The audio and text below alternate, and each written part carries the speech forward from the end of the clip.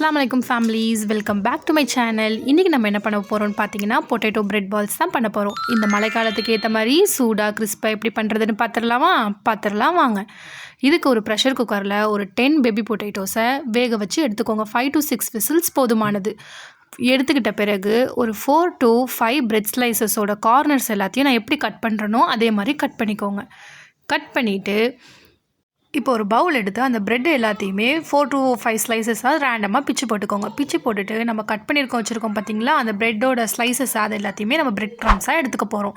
So இதுக்கு தேவையானது 2 onion, 2 chillies and கொஞ்சம் கொரியாண்டர் லீவ்ஸ் இது எல்லாத்தையும் நறுக்கிட்டு நம்ம எடுத்து வச்சுருந்தோம் பார்த்தீங்களா, அந்த ப்ரெட்டு பொட்டேட்டோஸ் இதையும் மிக்ஸ் கொடுத்துக்கலாம். Salt, chilli and Maggi masala, மஞ்சத்தூள், மிளகாத்தூள் எது தேவைப்படுதோ அதை நீங்கள் யூஸ் பண்ணிக்கோங்க. இதை யூஸ் பண்ணிவிட்டு நான் எப்படி பிடிச்சி வச்சுருக்கணும் அதே மாதிரி அந்த பால்ஸை பிடிச்சி வச்சுருக்கோங்க.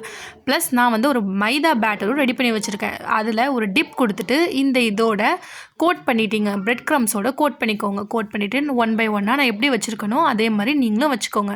நம்ம இப்போ எல்லாத்தையும் ரெடி பண்ணி வச்சுட்டு நீங்கள் ஃப்ரை பண்ண ஆரம்பிச்சிடலாம். இல்லைனா தீஞ்சிரும் ஃப்ரெண்ட்ஸ், பார்த்துக்கோங்க. So let's fry it. So இதுக்கு ஒரு அடிகனமான பாத்திரத்தை எடுத்துக்கிறேன். தேவையான அளவு எண்ணெய் ஊற்றிக்கோங்க. எண்ணெய் ஊற்றிட்டு மிதமான சூடு வந்துட்ட பிறகு இதை 1 by 1 நான் எப்படி போடுறேனோ அதே மாதிரி போட்டு 2 minutes வேக வச்சுக்கோங்க. அப்போ தான் நம்ம எதிர்பார்க்குற சாஃப்ட் அண்ட் கிறிஸ்பியான பால்ஸ் ரெடியாக இருக்கும். சரிங்களா? நான் எப்படி ஃப்ரை பண்ணுறனோ அதே மாதிரி ஃப்ரை பண்ணி எடுத்துக்கோங்க. நடுவில் கரண்டியை விட்டு கிண்டாதீங்க. கிண்டினிங்கன்னா பொண்ணும் பாதியமாக பிரிஞ்சிரும்.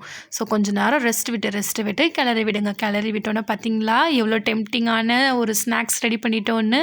ஸோ இதை நீங்கள் ஒரு கெச்சப் வச்சியும் சர்வ் பண்ணலாம். கண்டிப்பாக ட்ரை பண்ணி பாருங்கள் ஃப்ரெண்ட்ஸ்.